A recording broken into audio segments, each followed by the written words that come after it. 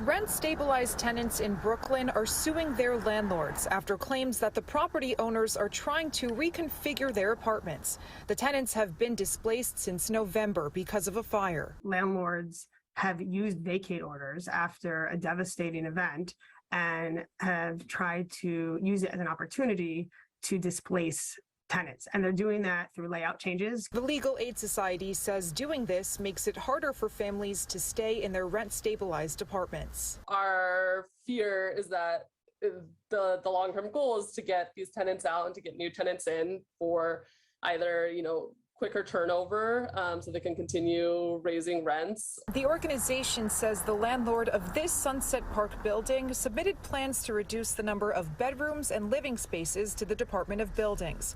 DOB approved the plans, but Legal Aid claims this violates New York's rent stabilization code. DOB tells Pix 11 News, "We are legally obligated to issue a permit for a construction project when all of the requirements that we are legally allowed to enforce are satisfied.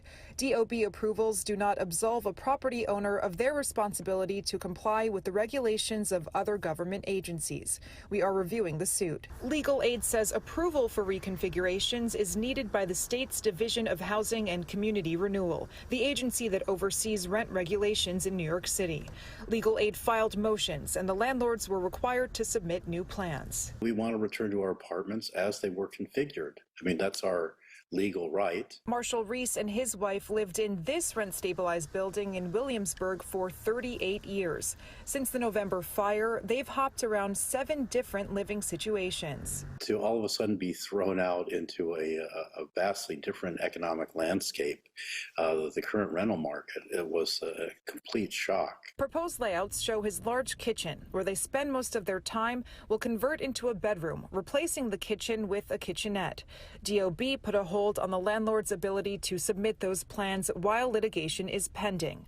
Reese is hopeful they'll return to their apartment the same way they left it to host more gatherings soon.